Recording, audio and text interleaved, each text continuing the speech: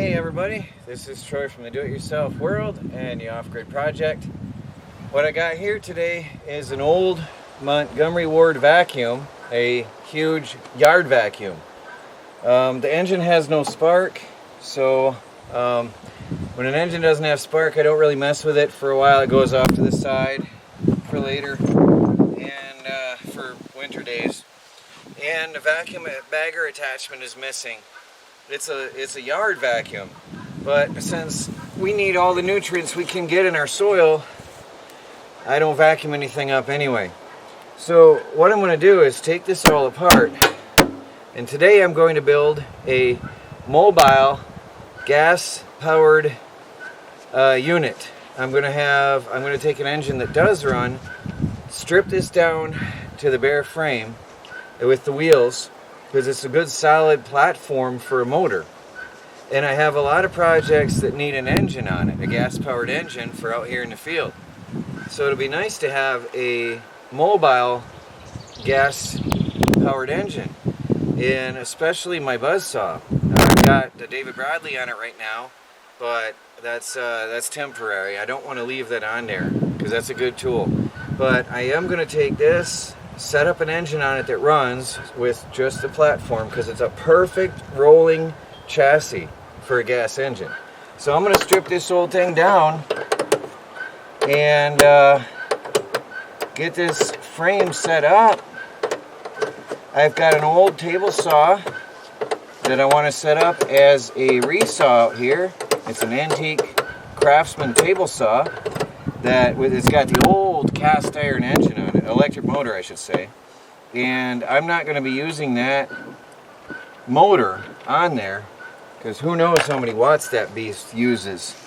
So I'm going to be using a gas engine out here in the field to run that table saw as a resaw for my lumber.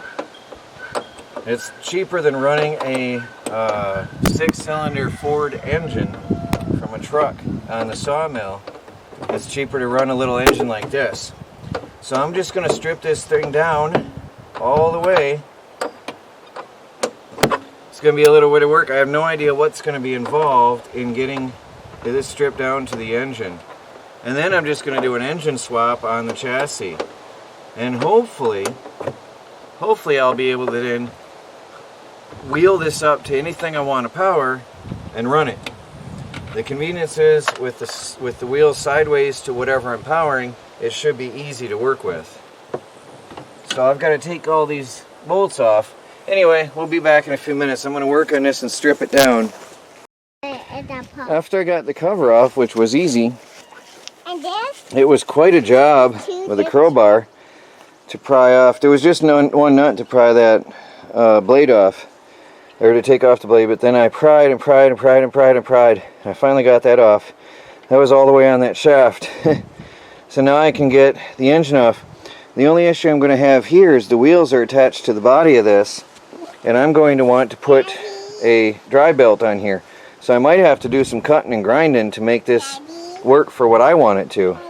Yes, Michelle? So this is not as easy as I thought it was going to be. Michelle is my assistant. I am trying to get this engine off, and it's a integrated part of the machine. I might need something longer than that to turn this. This is a head bolt. Yeah, that's a problem. I don't have a 1/2-inch socket out here. Need a 1/2-inch socket. There we go. Right there, free. Rubber mallet works fine. This engine has no compression. Is probably why it wouldn't fire. So I've got to get this engine off. I see it on top. Yeah. And then I've got to cut the frame of the blower so that I can use it for my intentions. I'm not sure how I'm going to put the handle on though when I'm done. I want to leave the drive handle on. Michelle, I'm recording. I want to leave the drive handle on, but it's part of the engine in this case, and I don't want to take the head bolts off my working engine. just yet, if at all, actually. So, oops. And dropped them in the dirt. You jump in the dirt? Yeah, I don't want to drop it in the dirt. So that one was easy. I'll probably have a look inside this engine later anyway and see. Drop them in the dirt. I'll have to see how this thing looks anyway later. Daddy, what's the second one? Yeah, leave that in there, those please, so I don't lose them. Anyway, I'll get this off and then we'll get the engine out. See what it's going to take to make this work. So I've got the head bolts loose. Hopefully I should be able to easily get this engine out of here. Why are those bolts not coming through the deck? That's odd.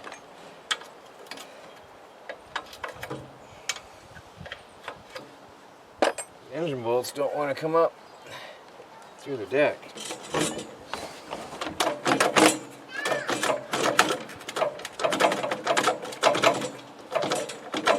Well, maybe I'll get the other ones first. Meanwhile, the deer flies and horse flies want to eat me. It's really annoying. You can't really do much.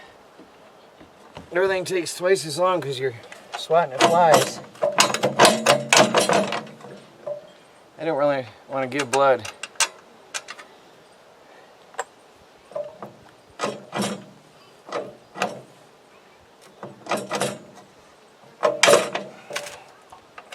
There's one. Sorry you can't really see what I'm doing. It's really tight. I can't see what I'm doing. I'm just going by feeling here.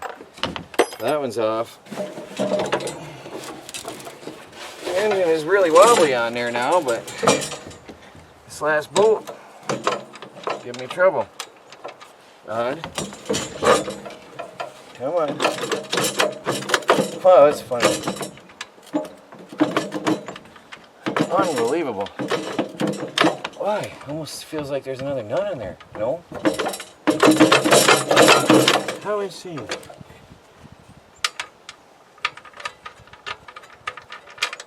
Finally. So, now there's that, and then I got to take this off for the starter handle. The great thing about this, it's been a 1/2 inch all the way. All the way through the whole project's been a 1/2 inch. That's what I love about old machines and equipment. There's that engine. I'm going to put the head bolts back in the right places where they were. I'll probably torque them down lightly, but I have a feeling this engine needs a rebuild. It just seems to not have compression. It spins. Watch it start. Oh, now it does. No, it just really spins too easy. Way too easy.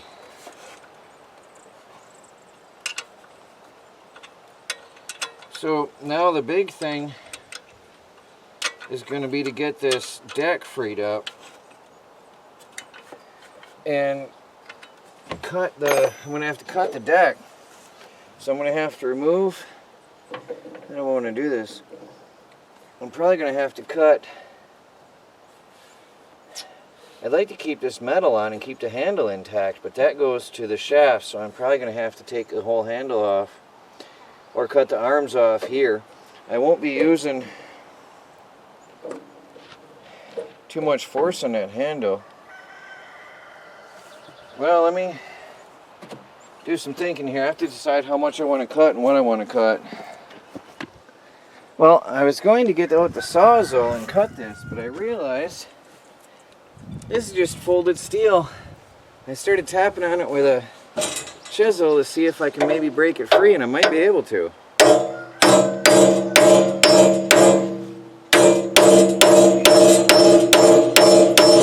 If I can cut that weld, this whole front will fall off. There's 2 welds, as far as I can tell. And this is just folded in. This whole thing is folded in.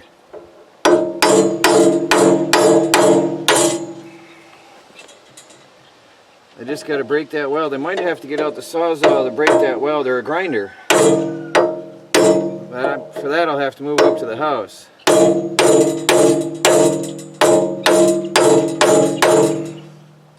I might have to hit that with a grinder. But if I can buzz those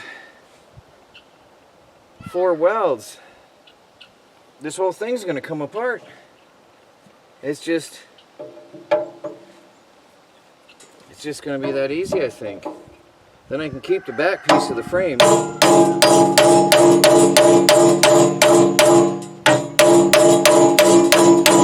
Yeah, that's going to be that easy.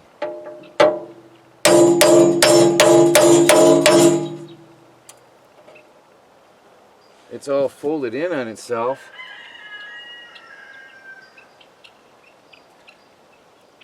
Yeah. Actually, I don't even think it's going to be that big a deal. Well, I think I have to go up and get the grinder and buzz those off. I'll be back in a little bit. Actually, it's hard for you to see what I'm doing, but let me see if I can turn this a little. I pounded through the weld in one spot. I didn't feel like going up to the house right now. I just wanted to see if I could. And now I'm prying this out. It's a really easy thing to pry this out. It's not stuck in very well. I mean, did its job. It lived for, what, 50 years?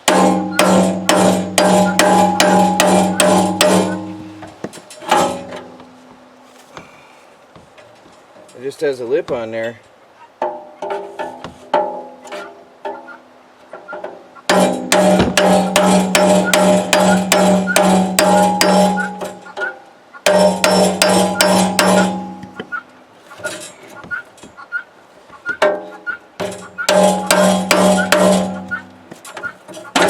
Just keep prying it out. It's awkward because it wants to move. There we go.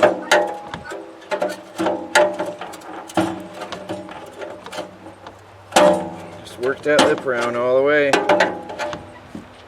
I'm going to work at that. Make less cutting on the sawzall when I get it down there.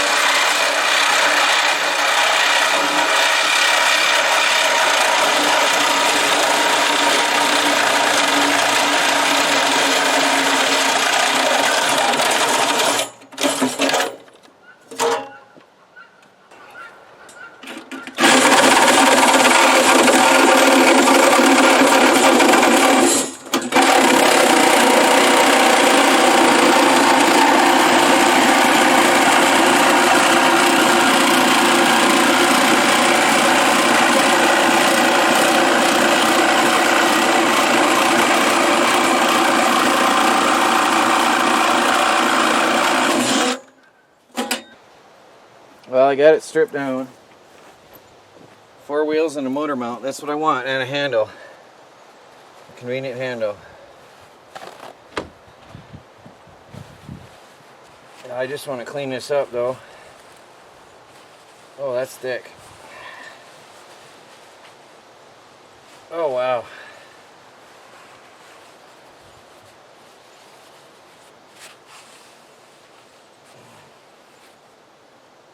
I don't want any of that in my walkway.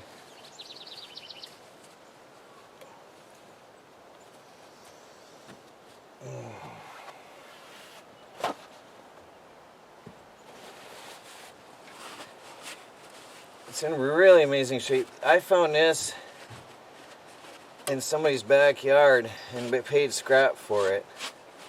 It's amazing back then how stuff was made to last. It's incredible.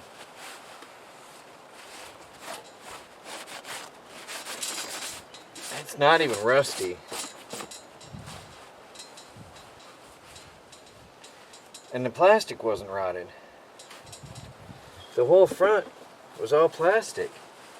These days that stuff's made biodegradable, intentionally so.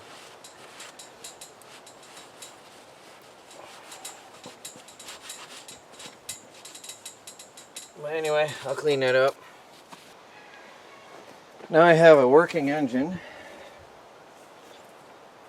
I had this on my David Bradley, which I thought I was going to use as a mobile workstation, but it doesn't line up well for me how I want.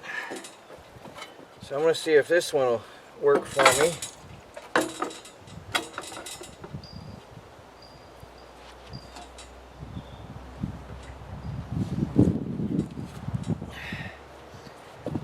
And I've got to see, I'm hoping that the drive pulley and this frame here is not going to be a problem, that I can get my machines to run with this.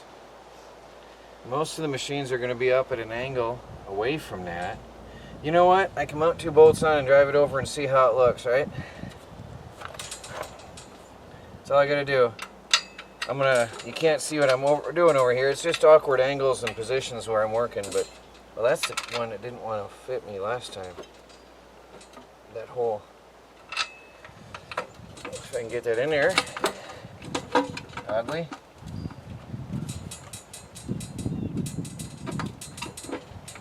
I do believe that's semi-threaded somehow. That does seem to be threaded, this one. So much for simply popping in 2 bolts. That's odd.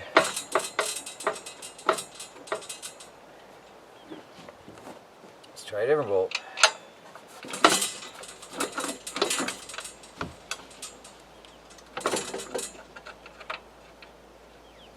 I think they are threaded somehow. Well, anyway, there's the motor sitting on here loosely. I'm going to get the bolts in, and I'm going to wheel it over to the David Bradley, or to the buzzsaw, and see if this will work for me.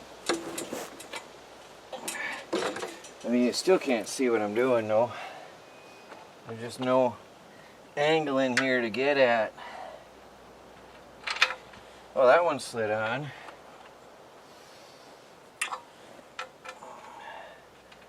I'm going to put 3 bolts on for now just so it's there. Oh, that one doesn't want to go, huh? Funny. There we go. I think there's some dirt in there. Anyway, I'll tighten them on and we'll see if this will work for me. Well, I've got it on there. Let's see if I can start it. That's the throttle.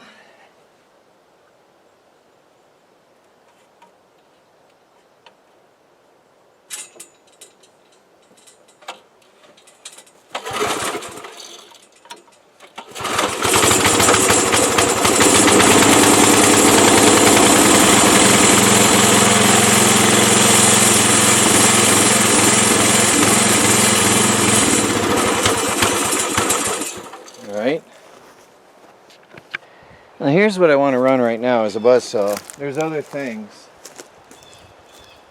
I put a cement block leaning here for tension on the front because there's no front weight. I'm probably going to put some weights in the front of this just to keep it stable when running. And I want to have tension on the belt on this. Looks pretty good. What I like now is I can just pull this up pop the belt on. When I'm done, pull it somewhere else. I've got one motor for all my projects. The belt itself is crooked from being in storage, so it's not really the easiest thing to look at and see if I'm straight. It's hard to tell, to be exact. Well, let's fire it up and see if this thing will run.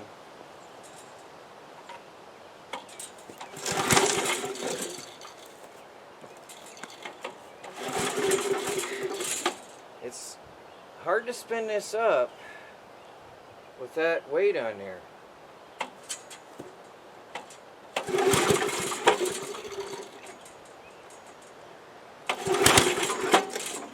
It's very hard to spin this up. I don't have a clutch on here. That's a problem.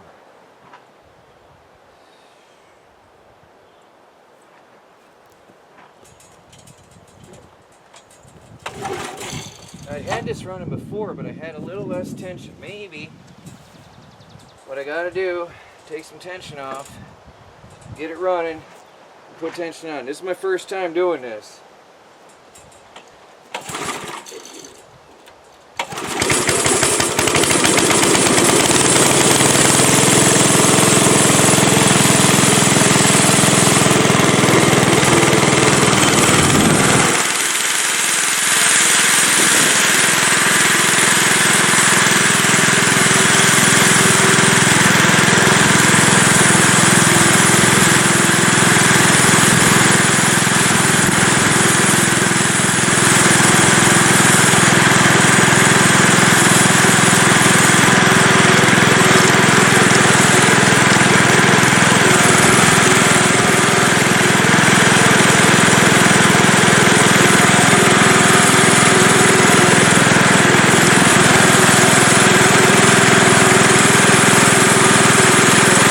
Play with it. I do have a power unit though,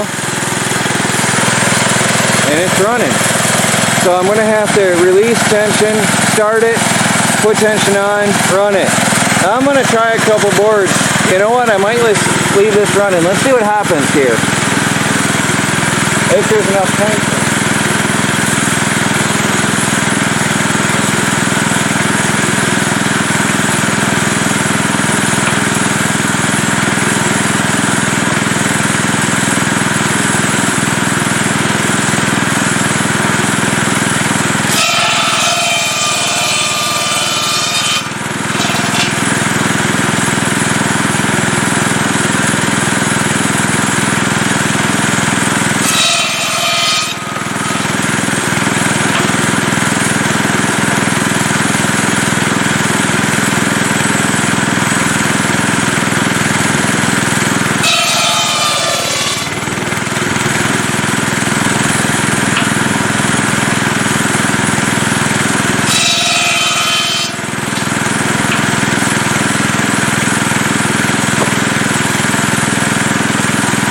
Beautiful.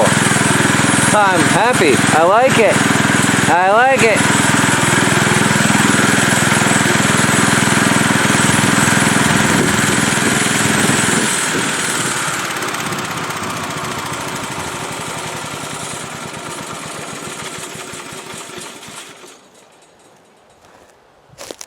I would call that an awesome success, guys. I have a mobile power unit that I can run anywhere I want, anywhere in the property. Wheel it on over to wherever I need it and run it. Right now I can run a buzzsaw. Later I can run my table saw. Pretty cool. Well, that's it for this video, guys. This is Troy from the Do-It-Yourself World and the Off-Grid Project. Please like, subscribe, and share, and follow our daily videos as we strive to become fully self-sufficient and off the grid on a budget.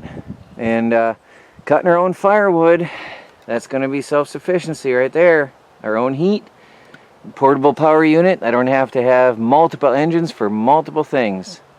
This is good. Talk to you later.